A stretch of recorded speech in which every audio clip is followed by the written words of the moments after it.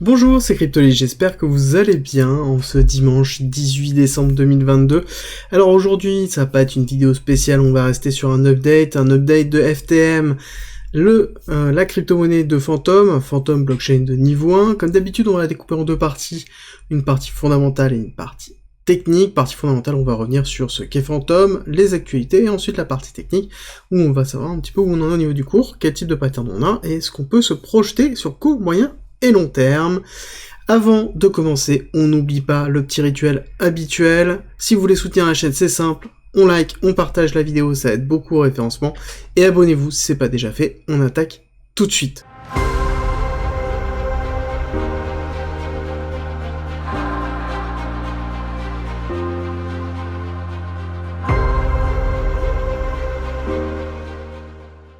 Alors, Phantom, qu'est-ce que c'est? Phantom, c'est une blockchain de niveau 1, qui est structurelle, qui permet, notamment déjà par sa partie publique, de construire des applications décentralisées très simplement. La particularité de Phantom, c'est l'Ancasis qui est son protocole de consensus, donc ce qui permet de déterminer si oui ou non une transaction est bonne. Pour rappel, une blockchain, c'est des transactions les unes après les autres qui s'interconnectent.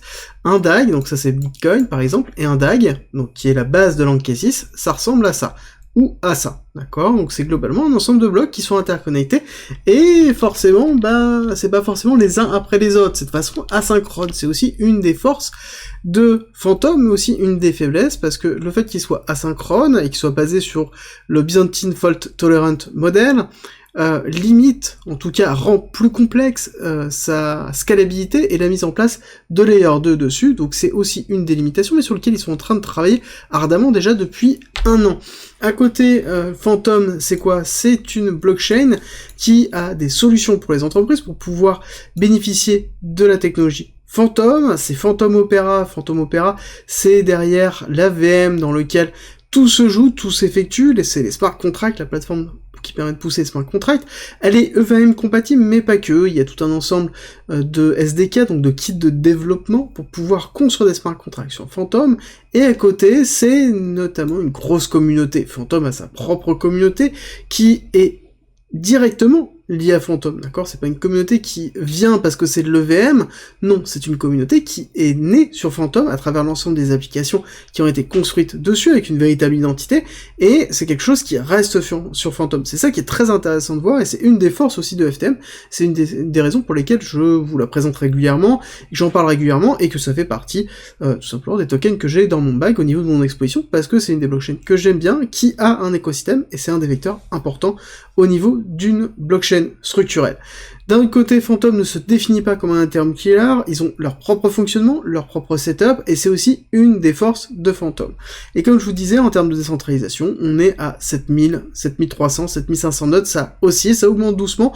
Je rappelle qu'au niveau des nodes, tout simplement, c'est une blockchain qui est récente, donc forcément, ça va monter en termes de décentralisation, ça va prendre du temps.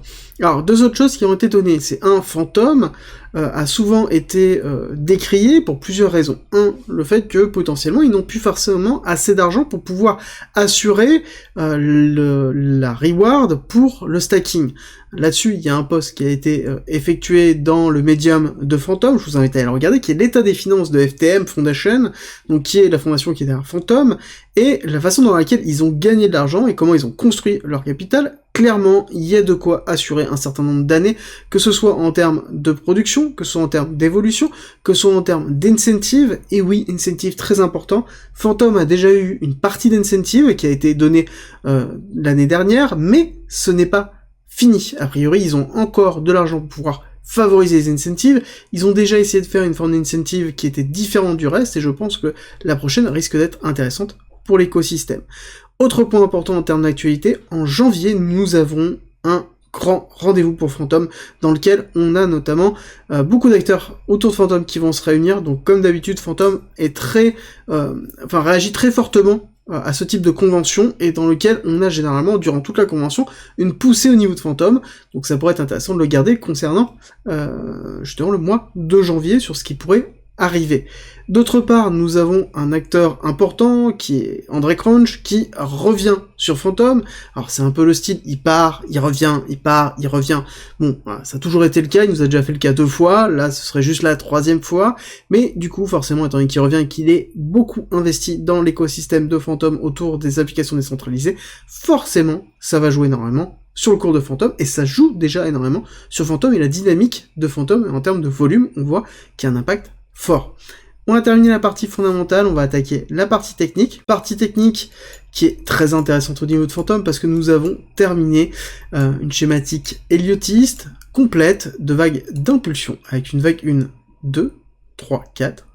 Dernière impulsive 5 ici le 25 octobre, retracement A, B, C, avec en plus une magnifique pattern de distribution sur Phantom, avec derrière un buying climax, automatic rally, secondary test, donc arrêt de latence haussière avec le buying climax, on retrace, on fait l'automatic rally, on va retester, on ne prend pas la liquidité, donc on fait bien un ST, un secondary test normal, donc on fait bien une distribution, on casse l'AR, on valide la distribution, et ensuite on accumule dans le sign of weakness, dans le saut, chose qui est vraiment très classique. L'attente d'une distribution généralisée, c'est un uptrust, et ensuite potentiellement un UTAD, d'accord? Donc c'est deux nouveaux ATH, c'est ce que l'on attend au niveau de Phantom. Et ensuite, une fois qu'on a terminé la distribution, on recasse baissier. Alors là-dessus, vous allez voir, sur beaucoup d'alt, on a cette schématique-là de distribution généralisée, on n'a pas forcément des réaccumulations.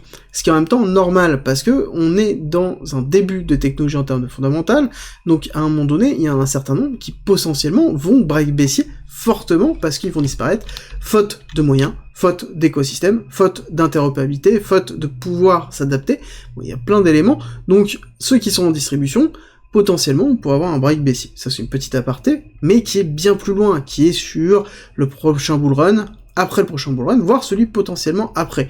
D'accord, il faut prendre vraiment beaucoup de distance par rapport à ça, mais on est dans une schématique ici d'accumulation en bas de ma spot zone, donc zone de rechargement intéressante, sur lequel personnellement je recharge, sur lequel je sais que beaucoup d'entre vous qui suivent Phantom rechargent aussi, avec ici l'accélération haussière qui a principalement été liée avec pas mal de nouvelles au niveau de l'écosystème Phantom. Ici on a eu des nouvelles au niveau de Phantom encore une fois, ici aussi. Bon, on a pas mal de choses qui permettent à Phantom d'avoir une réaction haussière, mais on est toujours dans un cycle plus ou moins baissier, d'accord? Même si on a eu une grosse accélération ici, on voit qu'on a eu une prise de liquidité ici, donc qui a été effectuée en octobre, accélération haussière, bon, après, on a eu FTX qui nous a emmené en bas. Alors si on regarde ça, c'est intéressant de voir, parce que là, on a vraiment une schématique classique d'accumulation week-off, PSI, SC, AR, STB, Spring. Je refais, arrêt de latence baissière avec le sign climax, on retrace, on fait l'AR, ici on va prendre la liquidité du SC avec un STB, on retrace, on enfonce avec le spring, et ensuite on structure, d'accord? Donc là, on a classique, une schématique d'accumulation sur week-off qui peut durer pendant un certain temps.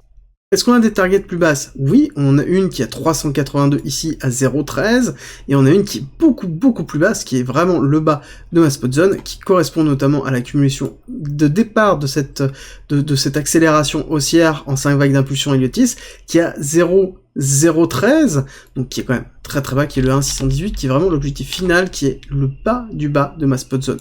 Néanmoins, on est quand même sur quelque chose qui est plutôt haussier, et si on regarde un petit peu ce que nous dit le RSI, alors on va remettre le RSI tout de suite, on est parti avec le RSI. Ce qui est intéressant de voir, c'est qu'on est en weekly, et au niveau du RSI, si on regarde bien, on voit que nous avons une divergence bullish, d'accord, haussière. Là on a bien une accélération du momentum, alors qu'on a un prix qui baisse, signe justement d'une accumulation de week-off, donc on est quand même bien dans cette pattern. Qu'est-ce qu'on peut viser en termes d'évolution pour FTM? Alors déjà plusieurs choses. Déjà un nouvel ATH, obligatoirement, donc retourner dans les alentours des 3,5 $, mais bien plus loin, on peut viser une grande vague 3 impulsive, donc on aura une grande vague 1, grande vague 2, grande vague 3, à 1,618 dans les 5,8 $, et si on regarde un Phantom qui arriverait sur un market cap de ce qu'a pu avoir Solana en termes d'évolution sur le dernier bull run, donc on aurait un Phantom qui serait pas loin des 10, 12, 13 $, avec un écosystème déjà croissant et évolutif, pourquoi pas, ce serait tout à fait logique, en termes d'objectifs qu'on pourrait se fixer sur du long terme, Phantom, avec une interopérabilité qui se met en place, avec une intégration de Phantom au sein d'un écosystème complexe d'ensemble de blockchains, ça pourrait être tout à fait logique. À vous de me dire ce que vous en pensez en commentaire.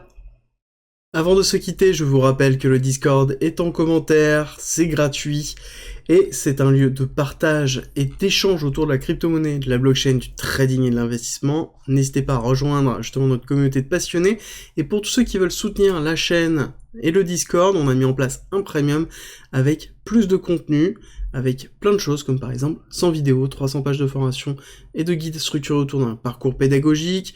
On y en rajoute toutes les semaines, donc ça grossit toutes les semaines. Vous y retrouverez aussi des stratégies de trading, des stratégies d'investissement, des analyses, des lives hebdomadaires, des briefs quotidiens que j'effectue sur le marché, plein de choses, plein de contenus. N'hésitez pas à nous rejoindre et je vous mets une petite vidéo en haut à droite pour les curieux. Je vous dis à tout de suite.